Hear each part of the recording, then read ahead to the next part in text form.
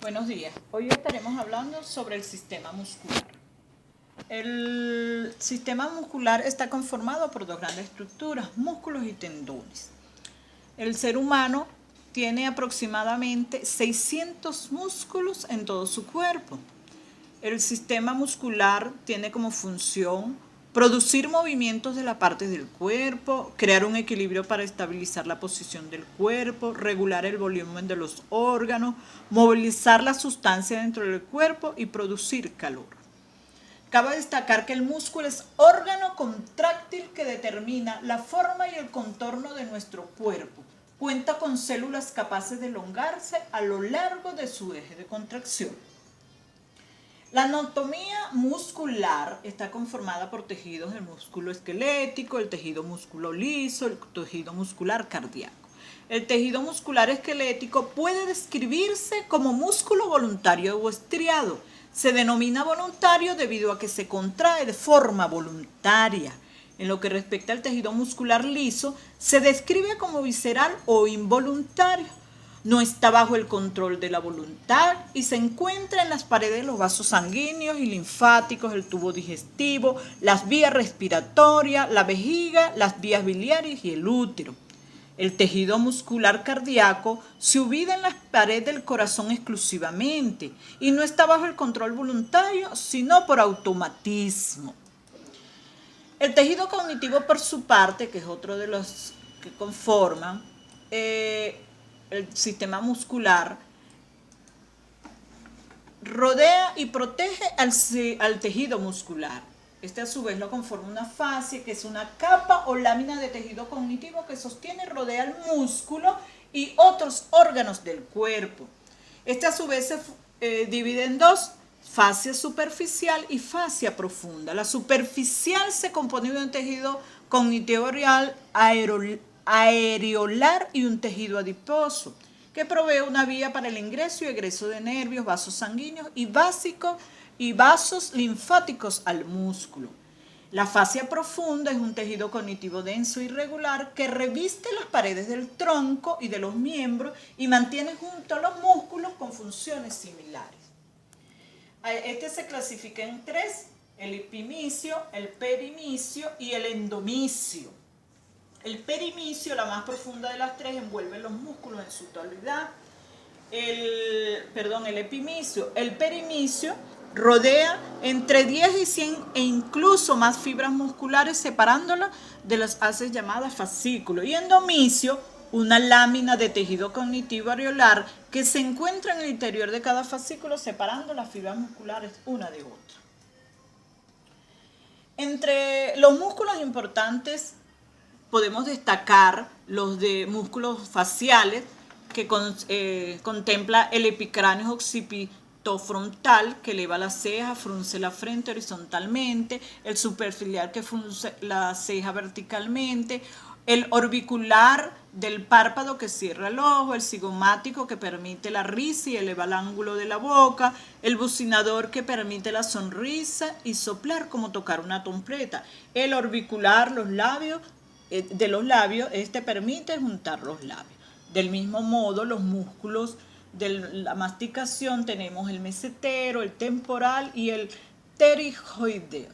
Allí el mesetero cierra el maxilar, el temporal permite cerrar el maxilar, y en los internos y externos pterigoideos tenemos que permiten relinchar los dientes. Del mismo modo, los músculos del tórax, que tenemos el intercostal externo, externos, internos y el diafragma del tórax. Los externos elevan las costillas, los internos descienden las costillas y el diafragma expande el tórax produciendo la aspiración.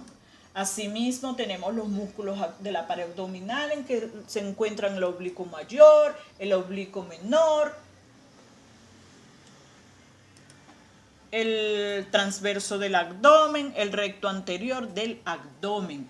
El oblicuo mayor comprime el abdomen, cada uno de estos tiene esa misma función, y el recto anterior abdomen comprime la cavidad abdominal, facilita la defecación, flexiona el tronco, entre muchas otras funciones. En cuanto a los músculos de la cabeza, podemos encontrar el esterocleidomastoideo, que flexiona la cabeza, el conflexo mayor que extiende la cabeza, la inclina lateralmente, el esplenio de la cabeza que extiende, inclina y gira la cabeza hacia el lado y del músculo que se contrae, mientras que el conflexo menor extiende, inclina y rota la cabeza hacia un lugar de contracción. Estos músculos los podemos agrupar en dos grandes aspectos. La vista frontal general, como se especifica aquí en esta imagen, con cada uno de estos músculos que la contemplan. El músculo facial, estromadeos, matrices, tráquea, cerrato y todas estas generalidades. Del mismo modo tenemos la vista posterior general, como se especifica en la ilustración.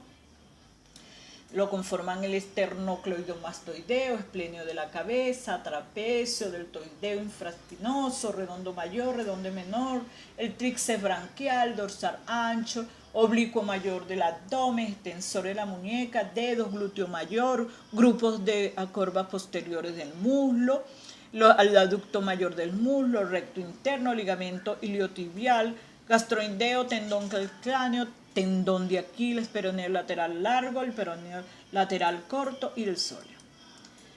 La fisiología del muscular nos señala que este está formado por células especializadas en la conversión de la energía química y fuerza contráctil, capaces de estirarse sobre su eje de contracción. La célula se encuentra cubierta, como se especifica aquí en el dibujo, por membrana estimulante llamada sarcolema, mientras que el citoplasma se denomina sarcoplasma.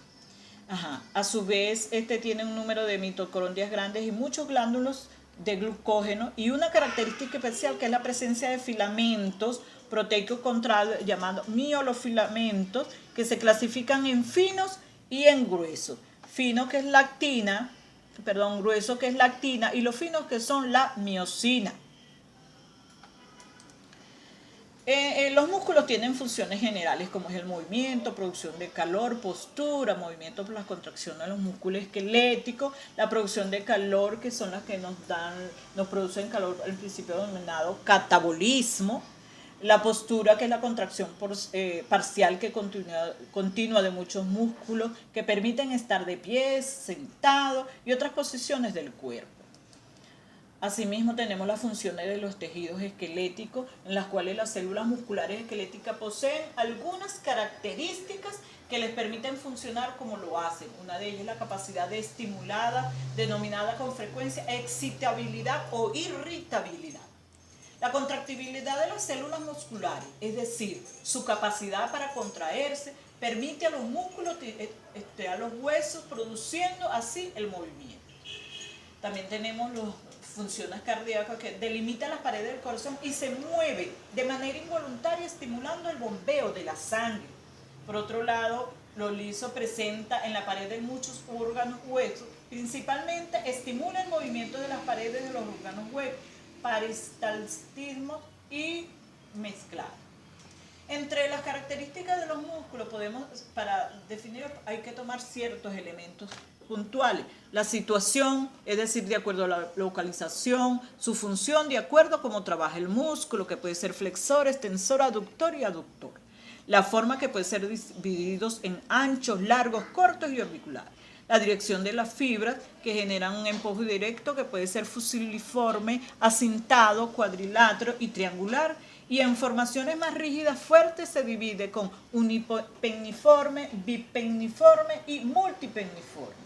Número de cabezas o divisiones que de acuerdo al número de puntos de origen, ejemplos el bisect 2 y el trisect 3. Y las puntas de fijación que de acuerdo a los puntos de origen e inserción, por ejemplo, el músculo nasal que tiene origen en la fosa nasal. En conclusión, se puede decir que el sistema muscular tiene un ciclo vital en la niñez, las células tienden a aumentar de tamaño y en la vejez estas características menguan. Comienza una degeneración de los músculos, quedando solo un tejido conjunto. En sí, esto ha sido la presentación de los músculos. Muchas gracias.